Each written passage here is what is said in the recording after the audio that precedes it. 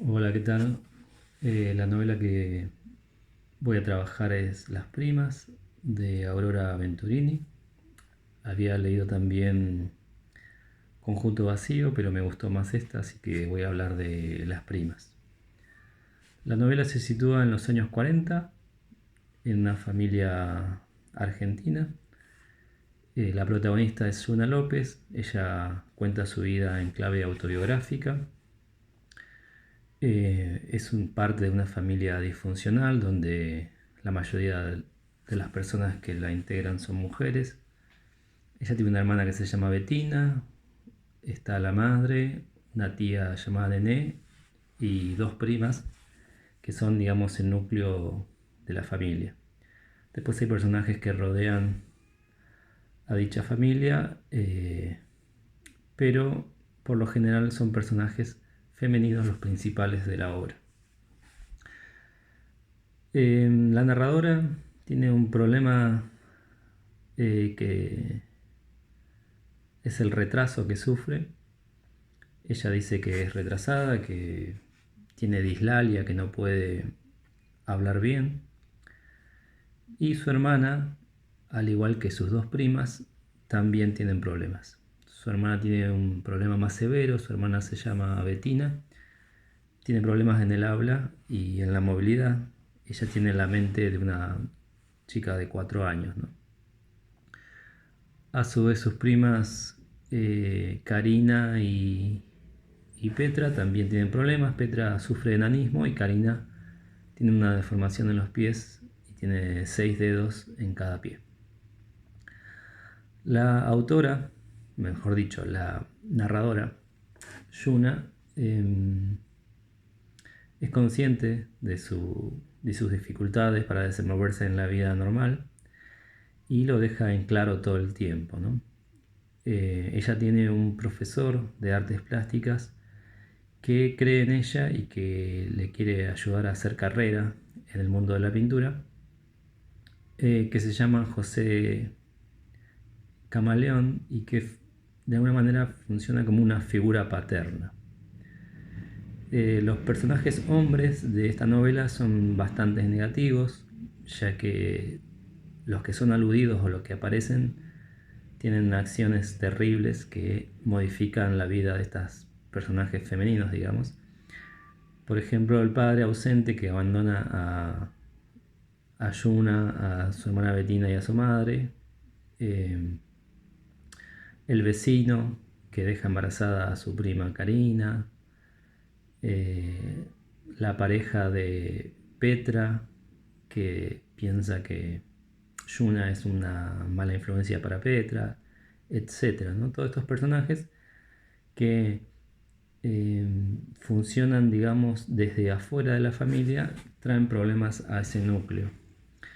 De hecho, el profesor, que es una figura paterna, como dije antes, deja embarazada a la hermana de Yuna y se tienen que casar con ella, ¿no? En un caso de abuso familiar. Como decía antes, este profesor de Bellas Artes cree en Yuna y ella sabe de su condición o su desventaja a la hora de desenvolverse en la vida cotidiana y nos lo cuenta a través de las palabras del profesor. Voy a leer una cita donde ella dice que el profesor de Bellas Artes opinó que sería una plástica importante a causa de que, por ser medio loquita, dibujaría y pintaría como los extravagantes plásticos de los últimos tiempos, ¿no? Ella dice que es medio loquita, que en el mundo de la plástica eso se va a disimular porque va a quedar como alguien extravagante, ¿no? Esto también es una crítica al mundo de la pintura de esa época, ¿no? En otra cita dice: el profesor dijo que yo no era tarada, sino artista plástica ensimismada, y quería una exposición de cuadros en Buenos Aires. Bueno, entonces el profesor cree en ella, perdón, niega ese mote de tarada que le dieron su familia a la pobre Yuna, aunque ella es bastante cruel con toda su familia, consigo misma, Es una persona sincera, que no tiene pelos en la lengua, que dice las cosas tal como las piensa y que se ve reflejado en su discurso, ¿no? Ella es una persona un poco inocente y digamos que su discurso lo refleja. La escritura de la novela está hecha desde la perspectiva de Yuna. Ella no utiliza mucho las comas ni los puntos. Hace un discurso que parece un devenir de conciencia. Utiliza el diccionario eh, para aumentar un poco su léxico, para que la escritura quede mejor, porque ella es consciente que tiene que mejorar en ese aspecto. También es consciente que tiene dislalia y que no puede hablar mucho en público, entonces en un momento cuando le toca dar clases en Bellas Artes, ella trata de disimular su condición, tratando de no hablar mucho, de hacer frases rápidas para que la gente no se dé cuenta. Porque ella opina que de todas las dificultades, de todos los retrasos o las discapacidades que tienen su familia, sus primas, su hermana y ella, la de ella es la que más se oculta porque es una discapacidad mental, por decirlo de alguna manera, ¿no? Ella es alta, es linda, es bonita, entonces el mundo no se da cuenta que ella tiene una discapacidad hasta que ella habla o la demuestra de alguna manera. Como decía antes, su lenguaje es muy cruel porque es totalmente literal. Ella dice lo que piensa. Por ejemplo, dice que su hermana es una sucia infeliz, o que su prima es una liliputiense, o que es la chica que cuida a Betina es una negrita o una morochita, etc., ¿no? Y también tiene ciertas dificultades con respecto a lo simbólico, a las metáforas, etc., ya que no entiende cómo funciona y es muy literal. Por ejemplo, en un momento Petra, la prima, le dice que no confía en el profesor José Camaleón porque tiene las manos sucias y ella cree que le habla de las manos literales y se fija cómo son las manos del profesor, ¿no? Otro momento cuando habla del sexo oral, ella piensa que le dice sexo oral, es toda una palabra para ella el sexo oral, y no entiende lo que es hasta que Petra le tiene que explicar, ¿no? Porque ella es una chica que no entiende muchas cosas y que trata de mejorar en ese aspecto. Ahora bien, todas esas dificultades que ella presenta en el habla oral y en el habla escrita y que trata de subsanar a través de la escritura o a través de el discurso, a través de mejorarlo, no suceden, digamos, en el ámbito de las artes plásticas. Por un lado, tenemos a esta chica que tiene dificultades en su vida cotidiana, en su familia disfuncional, y por otro lado tenemos a la chica que pinta, a la artista plástica, que va alcanzando una fama y un reconocimiento y que de alguna manera se puede independizar económicamente y alcanzar el éxito. Entonces, lo intermedial de esta novela consiste en eso.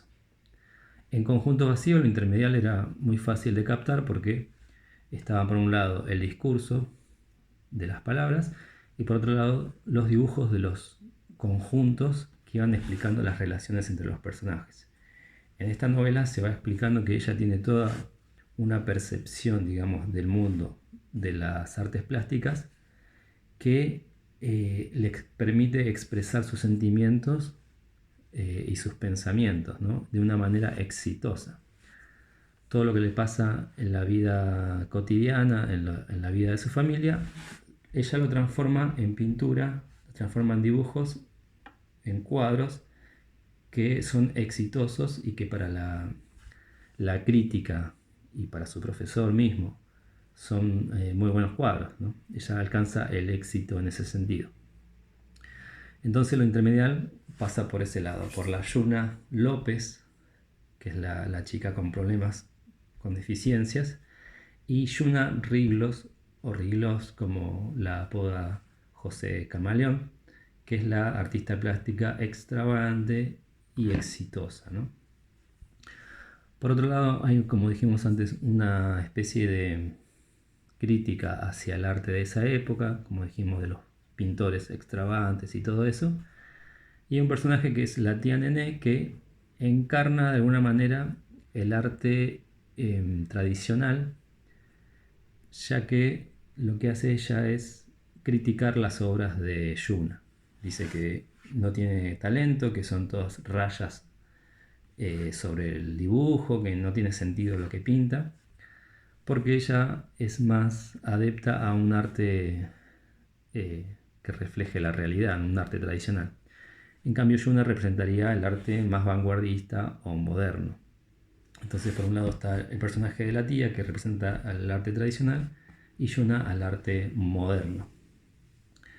Por otro lado, la concepción del arte que a veces maneja la obra es el arte que recurre a la belleza, que transforma la experiencia vital del personaje, esa experiencia vital degradada, en algo estético, bello y armonioso, ¿no? Todo lo que pinta Yuna es merced, digamos, a la inspiración en problemas que tiene su familia, los personajes que la rodea, etc. Por ejemplo, una violación, una venganza, un asesinato, un aborto, etc. Todos esos problemas que le suceden le van dando a ella temas para plasmar en su pintura, y lo hace de forma exitosa. Entonces, para ir terminando, para ir diciendo algunas conclusiones, creo que en la novela hay una crítica al arte, digamos, plástico de esa época.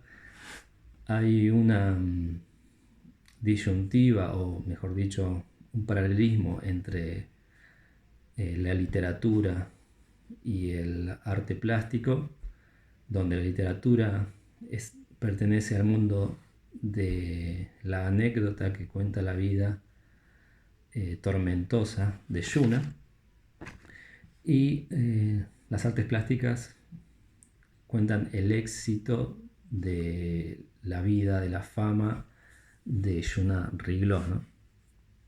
Por un lado está la familia disfuncional y degradada, y por otro lado la independencia económica, la fama y el éxito.